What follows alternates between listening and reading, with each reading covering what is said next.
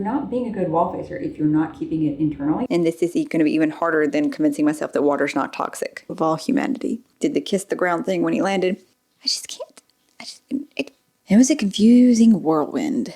Hello, maybe we should have brushed our hair down again, because humidity is a killer this past few days. So humid. A few weeks ago, it was so bitter cold, we were projected maybe to get snow. And now it's in the 70s. And humid.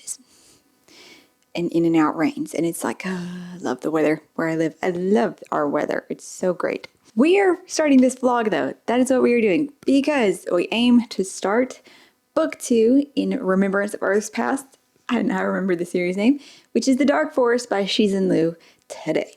When looking at the ebook for the chapters to see, roughly how many I want to try to accomplish in a day, I wanted to start crying instead because based off what I could tell, in the table of contents where you could click to your chapters, there's not traditional chapters. It is still broken into parts, but overall through the whole book, there are like 8 sections.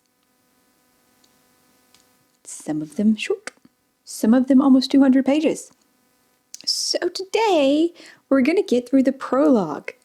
That's 25 pages, totally doable. Fixing to film the video though for the Phantasma review. I've already locked away the babies, so we should be good. I went and got my car today though. And the tire, was completely flat and there was a nail in another tire too, so that sucked. And apparently my brakes I knew they were needing to be changed soon, but it wasn't soon. It was like now. And the rotors were also ruined because I hadn't changed the brakes yet. They didn't sound that bad or work that bad, so replace your brakes when they say the pads are, really thin. Go ahead, just do it. Do it then. Don't say, okay, I'll schedule it and then completely forget for 2 months. But most importantly, the air conditioner was working. The air conditioner was working on the drive home, and I was like, oh my God, I haven't had air conditioner in 2 years. Oh my gosh, I'm so happy. All right, we're going to move past that though, because we need to do this video. And I thought I was ready to sit down and do it, but then I looked at my bookshelf and I was like, oh, there's some little extra messy stuff that we should probably clean up, and then maybe we'll get a shot of the bookshelf for a new background instead of still using the fall themed background shots. Yeah, that's the thought process. This is a really weird long intro clip for not even talking about the book because I'm nervous about the book with its 8 sections and how am I going to break this up, because I don't want to stop in the middle of a chapter, but I can't read probably a 200-page chapter in a day, and especially not in one sitting. First, as I go to sit up, I can hear the little girls like right outside the door, but hopefully the microphone this close won't pick them up. Fingers crossed. It's noon-ish. Well, it was definitely noon when I finished part 1, The Wall Facers. I really wanted to finish it on Saturday, right? I figured I could finish the whole 180-page section on Saturday. Okay, well, it's not 180 pages because the prologue.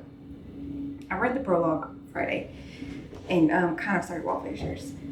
I got the audiobook, and that only mildly helped with making progress because I could only start it at like 1.2, as hearing the names actually possibly pronounced correctly was very disconcerting.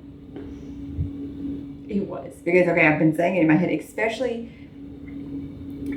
I'm not even gonna be able to say it right, Dashi, our detective-ish friend from the first book. Hearing his name said really threw me off because that's how I was saying it in my head. And I thought at least I was pronouncing that right. It was not. I remember at the end of the 3-body problem and in the review and everything saying how, we only had the 2 perspectives, and then maybe if we did have more perspectives, we'd have more emotional connection or more depth. There are several in part 1, and because there are no chapters, though the audiobook breaks it into chapters, like each time there is a page break thingy-jigger, each time there's one of those, the audiobook calls it a chapter, which is also very hard to go back and forth because of that. I can't even pronounce any of their names. I'm gonna have to put it up here. The political officer from the the Chinese Navy that was transferred into the Space Force. I like him. I like him and how he approaches everything, and he sees the defeatism that's pervading through the military right now because of the coming threat, and he recognizes the human element there of, we're going to have to work against this. We are going to have to find a way to make people still be motivated and still feel like what they're doing is important and still, working towards the future. Because if they have this defeatist mentality, then they're not going to put forth. They're not going to be able to see a way out of this. That was very important. And then the very, very end of it was showing where the new Hubble 2 telescope actually took pictures of the Trisolaran planet and stars there, and what they saw. And like part 2 was them, actually visible proof confirmation of the fleet on the way. And that would usher in the next age of things. But there's going to be a 5-year time skip now in between this. And this was supposed to be year 3 of the crisis. So that means it's like 3 years after book 1 then. But other than all the governments and everything, the UN coming up with the Wallfacer plan and starting the Space Forces, at which that was a funny part too, of something that was said. Because we have a Space Force now. But that they were just open recruiting for everybody. But I do feel that mostly there was been more Air Force people signed up for that, and they said how they were bringing more from the Navy, and it's just different. It's just different. So it was a funny giggle when I read that. But then you do. So one of our wall facers we'd already been seeing from his perspective, and like we actually met him in the prologue. We saw him in the prologue from the perspective of the aunt. And he had met Yi Wenjie, and actually no, I'm saying her name wrong too. He had actually met her, and she suggested cosmic sociology. And the way he's thinking about things is, now that he's stopped kind of loafing about, he has a very good mindset of things as well, I do believe, and that will be a very interesting one to see from him. And of course, the ETO is coming up with wall breakers to, demoralize and break down the wall facers that are supposed to be coming up with Earth strategy. Though three of them, they're talking about their strategies in meetings. They're talking about things like this. You're not being a good wall facer if you're not keeping it internally, if you're saying your plans. Sure, it might not be like all of your plans, but you're saying enough of your plans that I think that they're very crackable. Could be wrong. And the doctor idea to just, find ways to speed up human intelligence. Good luck with that. That's a very interesting concept as well. But okay. I think those were all the people that we saw. I said with a lot of perspectives, but maybe it wasn't. Oh, right. There was an older gentleman very early in, and now I have no idea why we were seeing from his perspective, except to give us a common perspective, maybe? I don't understand. He's gone away now. But I guess maybe it was just supposed to be showing us a common non-scientific perspective. He kind of got swindled out of like $60,000 to buy into the escapist mindset that was starting to sweep before that got shut down, so he lost his money. Just as his grandchild was about to be born. And then that's the last we heard of them. Yeah. Okay, so I'm going to try to at least read the first part of part 2. Like the first section is about 50 pages, I think. Or was that the first 2 sections? Was 51 pages? I think it was just the first section. I'm going to at least get that done today. I still need to make the thumbnail for the Monday video, but I think the video itself is done, but the thumbnail is not. I haven't put up the community post today because I've just been trying to finish this section. It felt like it has taken forever. It really has, and I'm afraid this clip has gone so long. I mean, I feel like saying that is like, it's just such a relief to be done with this section, but I mean, it's not that I wasn't enjoying it. I like what we're talking about. And still a little maybe dry. It's like it's talking about emotions, and it's talking about the human condition and about how we do things and think through things. But I guess it's not too emotionally. I don't know. And then we were talking about art for a little bit, and it's just definitely much more detailed and beautiful. So this one, and like some very, very beautiful ways things are written that I've highlighted that I should have brought up to like say it. Yeah. Okay, I'm gonna stop that one though. I need to go do that. Maybe actually get some food and do that. And yeah. Okay. Hopefully this clip went well. The lighting is behind me. And my computer screen is like dark-ish at the moment. So I don't think I have much front light, which will be interesting when I get to the editing portion of that. Cool. Hopefully I can also update you later today and not have to not have an update. Ideally, I would like to update after every part or every big section, maybe. I don't know.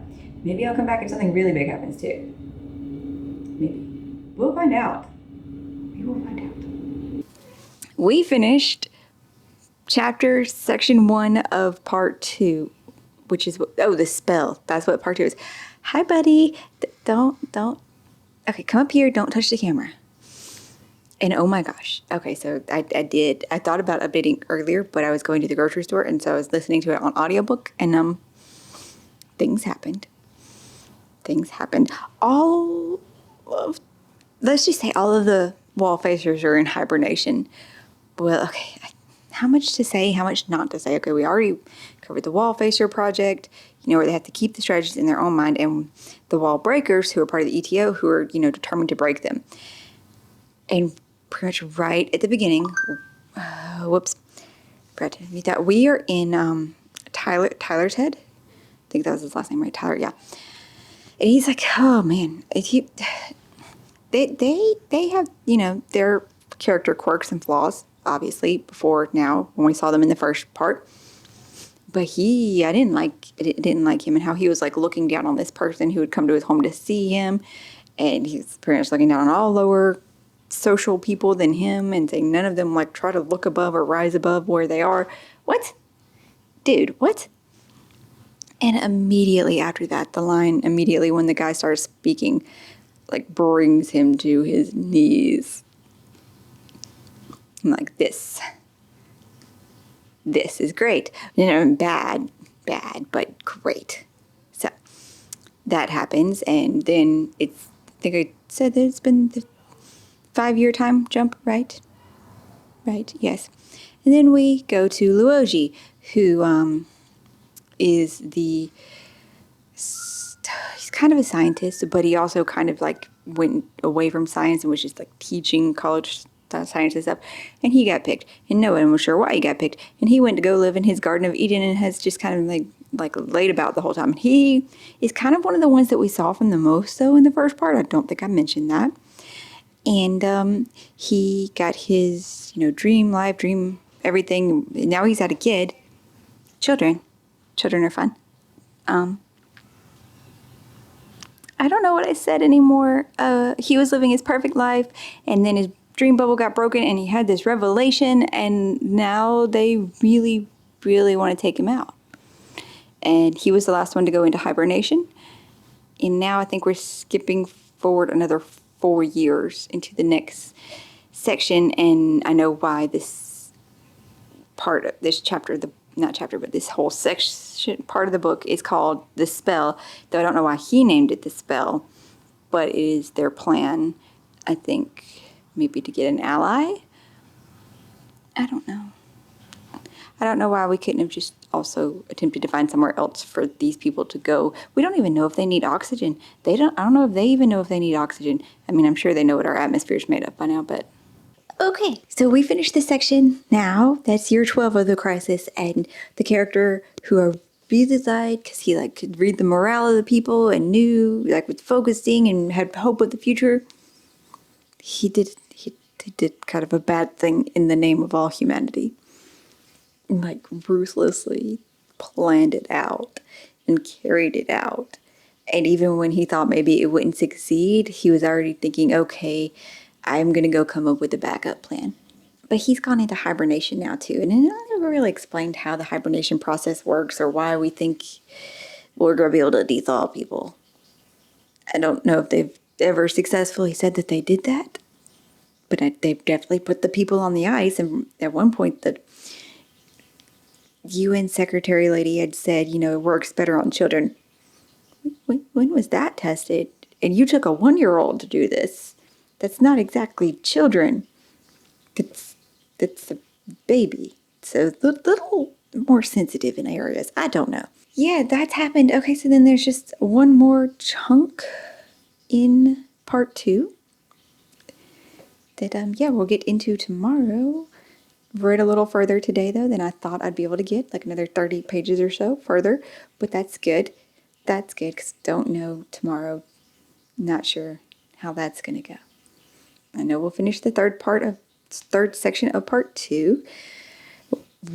How much of part 3 will we get though is the question. But yeah, that last part is just kind of shocking. Not quite as shocking as the genetically modified disease to take him out. That was why he had to force into hibernation. These are slight spoilers that I didn't really cover last time. I just like, okay. So, our character group is kind of narrowing down now because everybody's gone to sleep, except we're only jumping like 6 years into the future in this next chapter part. And everybody we've kind of been following has gone to sleep. Finished the last section of part 2, the spell. Which, that was only really in the first part. So section 3 of part 2, very confusing, was year 20 of the crisis. And remember last night I was like, well, why are we going to year 20? All the wall facers and every character we follow is asleep. Okay, hello. Because in year 20, Ray, Diaz, and Hines, 2 of the wall facers, were woken up because the technology that they'd gone to sleep waiting for was, already kind of ready. First, we follow Hines and his procedure and his thing. And that could have bad consequences. And like, even once they'd gotten it, through the development, through approval, and went ahead, and they're like, okay, his wife is like, we might as well go back into hibernation for now. There's nothing really we can do that other scientists can't do at this point too, until, the time's ready for the next things and stuff. And now she's up there, great. But as she was going into hibernation, she had one of those moments, kind of like what it hasn't said his name in a while. I didn't listen to the audiobook, so I don't remember. What the other wallfacer had when he fell through the ice, she had this clarity revelation thread moment where she realized something and a look of horror overcame her. But the people who noticed it, who's putting her to sleep, they're like, oh, this happens a lot. It doesn't mean anything, which is a weird sentiment to say at the same point. But what was her revelation? I'd like to know. And no. Madam, bye now. You have your heart. You're happy. She first discovered those like months ago. And that's like her favorite thing is the little hearts. And since there were several of them, I didn't care and just let her play with them. Because they're just cloth and little cotton. It's fine. Don't make noise though, please. Interruptions. I'm saying this like you might not can hear that so much because hopefully you can't hear the dryer going either. So she had this revelation, and I think it has to do with what went into place and how, thinking through that before, getting ready after finishing the section, I think it could be how the Trisolarans or how the Sophons can affect this and change it while they're asleep and it not be what they thought it was going to be. Because there is a bit of technological thing in here that's implementing it. So maybe, I'm not entirely sure. Also, just the fact that they, what they invented and what it is and the wider scope implications. Okay, and then we followed wallfacer Ray Diaz for the other part. And he was the one from Venezuela who was the former dictator and, in love with nuclear power. And all of his, the stellar hydrogen bomb, which isn't, won't have huge impact in space, right? It doesn't have the detonation power here. And he pointed out, like, when they're like, well, how could you do this? And his wall breaker, confronted him with the whole project of like what the actual strategy was. And you're like, oh, dear goodness. And when he's at the representatives of the, PDC council, and they're talking about bringing him up on charges against humanity, he's like, well, you can't. Okay, so he walked out of that wallfacer project, bluffed his way out kind of, and went back. He's like, I just want to go home to my country and my people. And he even did the kiss the ground thing when he landed. And then it was, all poetic because I think we're going to do a big time jump now. And so it was talking about the 3 old men whose one of them's perspective we'd followed way back in the first part. And I'm like, well, why is that there? I guess just to give a common man's thing. and how, when they died off, it talked about a few other things, kind of, things that happened in between.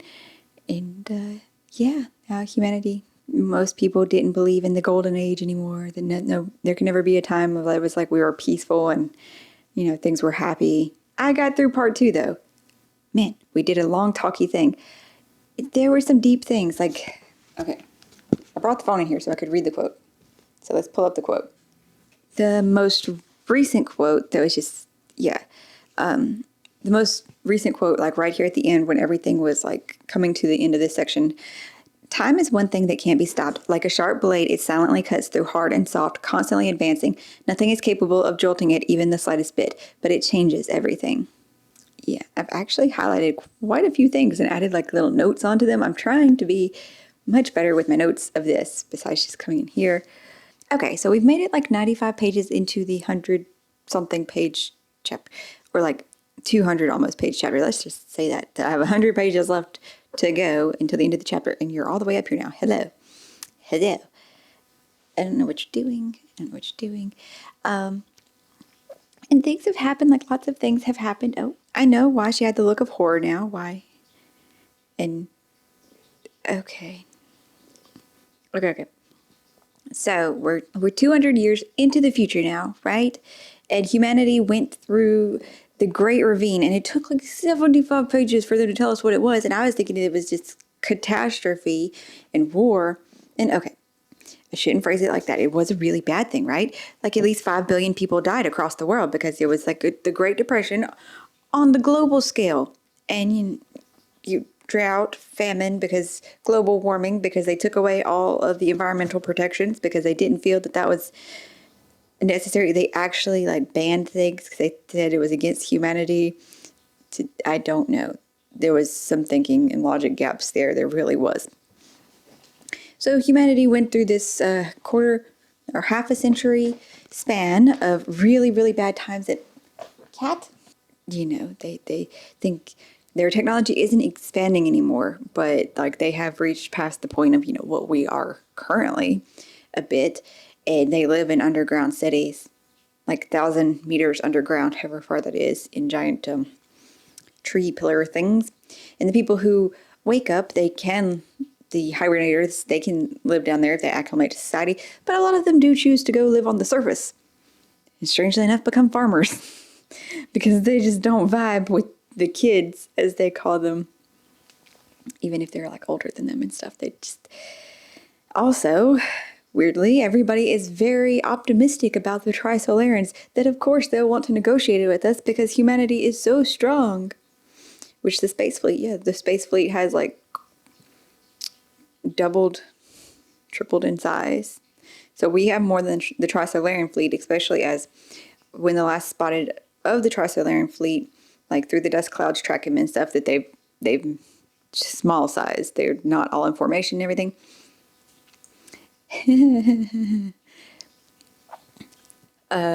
Luinjay's, that's his name, right? Crap. His spell though that he cast on the distant star, they're like, oh yes, he was the most odd of the wall facers, that he told people he could cast this spell, and like when he woke up he's like, so like what happened with that star? Oh, I'm sure it's still there. So realistically nothing seems to have happened with the message he sent out still, or at least he hasn't heard. They abolished the wall facers, they're normal citizens now, and then immediately, though, a virus that the ETO had put in caused all technology to attack him. So him and Dashi are up on the surface. This is hard because I keep thinking, I'm not going to share super spoilers, and then I say things in later clips referencing back to things from past sections, and I'm like, well, did I even say that in the last section, or was I holding that back? But oh my gosh, and then I'm so confused about Zhang Beihai, because he was a good guy. Okay, yeah, he murdered 3 people in the name of humanity. Okay, but oh my gosh, at the level he was hiding. I just can't.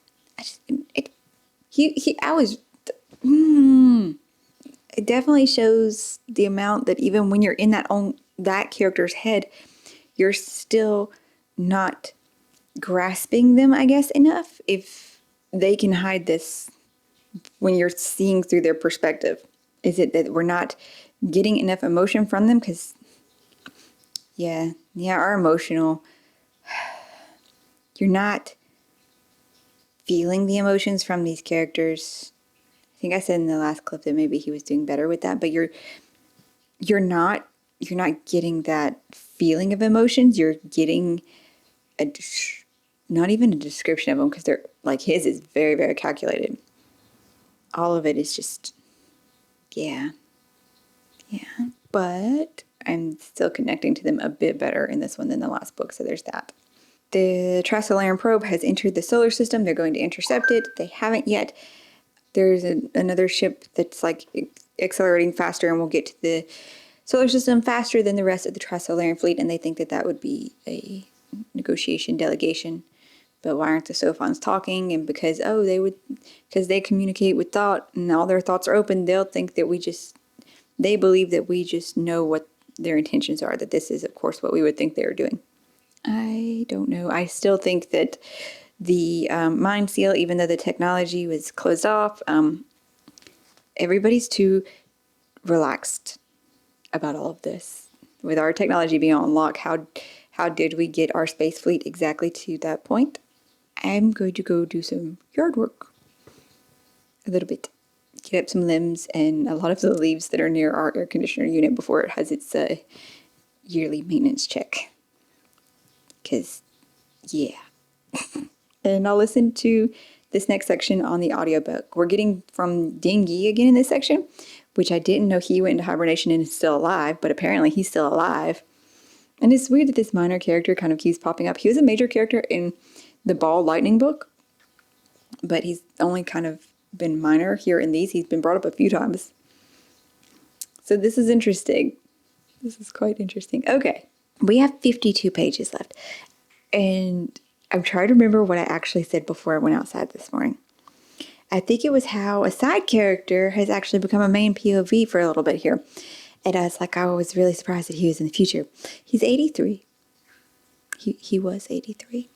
I also really, really hope I commented on how I thought maybe society was brainwashed, or the future people were just kind of naive, stupid, because why they thought human supremacy was, better than the fleet. I really hope I did say that, because I thought it. So I hope I have that on camera, that I thought that, because of what happened when they found the drip. Yeah, they were calling it the drip, right? The probe that came through the solar system and the things that it did. Good God, cat. So the Battle of Darkness just happened, and with the space fleet, and now the other one's in here. You're a little bit of darkness, aren't you, sweetheart? And everybody is all gloomy. Even the only ones who aren't gloomy are the ones who did actually wake up from hibernation. They're, I guess, pessimistic, but I don't know. They're not near the depression state of everybody else. But so yeah, that's how it's been. I think it said a year later though in that last perspective. So like time has moved on a little bit. So we're not exactly in the same point we started this section with. Okay, I think we're going back to Earth though in this next portion of it. I really wish it was actually broken into chapters instead of like just page break things, right? I was really sad about Dongi though. And he's the only reason that the Quantum survived the encounter with the droplet, drip, whatever they called it. And yet, because he saw it, he thought, they're like, oh, it's a beacon of peace. Did I? No. Yes. No. I don't think I updated this morning, right? No. Yeah. Okay. So the last update then would have been from last night. Yeah. And I said I had 52 pages left. It was a confusing whirlwind. I had thoughts before I sat down. I'd been thinking of this a lot for a while. I was waiting on the battery to charge because all the batteries were dead. And I got the tag video done. And that used the last of it. So, for the very last little bit, I was like, okay, we're at the end. We're marching forward towards doomsday. Still 200 years till they get here. We just don't have much hope. Maybe there'll be some other improvement. Our final wall phaser is, after Earth learned of the Battle of Darkness that happened with the starships, Logi, nope, he's like, I was right. He started chanting, I was right, and laughing and everything. And then he explained to Daishi, my God, I'm butchering their names. I said it right like maybe one time in this whole video, that, he was right. And he explained the dark forest theory, like that the whole universe is like a dark forest. And the hunter who is scared in the forest is more likely to just attack anything else he comes across before finding out whether or not it will attack him first. And humanity is our stupid selves, of course, shouted into the darkness. Lit a beacon. In the book, they lit a beacon, and pretty much, actually not just in the book, and put forth into the universe. Here we are. But only Tri-Solaris in the book was able to really receive this and know where we are because they're close to us. And that's what the spell was. The spell was coordinates. Not to us or Tri-Solaris because it was a test. It was confirmed. And he was hailed as a wall breaker again. He was reinstated. He was hailed as, a lot of people were like, our last hope, our messiah. And then his reputation plummeted as he worked with what the UN wanted him to work on. So where they'd be able to see the other probes coming, as that public sentiment against that turned against them. They thought it was very escapist. Wow, they turned against him so fast. But he still kept doing his wall facer job, even while everybody thought this is what he was doing, and this was just a pastime so he could get his family, because they were still keeping his wife and daughter from him, child. And the way he was putting it is he just wants to be ordinary. No, don't call for help. No, don't need to talk to the UN people. So it seemed like he was never going to have anything to do with them again. Yet 5 years later, everything seems to be copacetic. Super spoilers. Yeah, got it. The way it ended, though, that 5-year gap, I'm really unhappy about, because now I have questions, and I don't think the next book is going to answer the questions, but I also don't know exactly what the next book is going to be revolving around based off how this ended. I mean, sure, there's Tri-Solarians. Sure, okay. Was this not meant to be a trilogy, though? I'm going to try to stop spoiling the end of the book. Exactly. We don't spoil the endings. I liked this book. It came out to be a 4.5. I think with the multi-POV, the fact that we didn't get too super deep into their emotions still helped out on that, because it gave us more to work with. I don't know. There was a little bit more depth to them, just not an emotional depth, maybe. Depth to them around them. It's hard to say. There's a lot of concepts.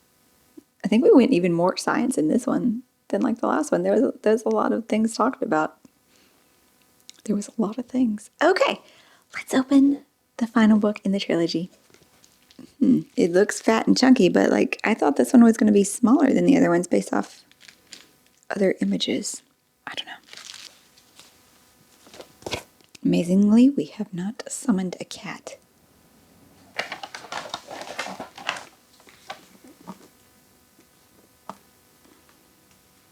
Oh, no, my cover.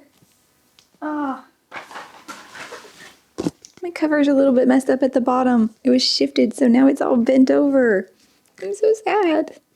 Time is the cruelest force of all. Another sun.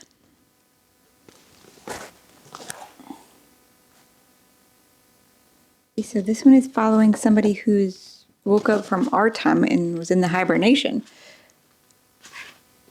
What? Okay, so that means she was in the Dark Forest. I don't immediately recognize her name, but 3 again. Chunkus.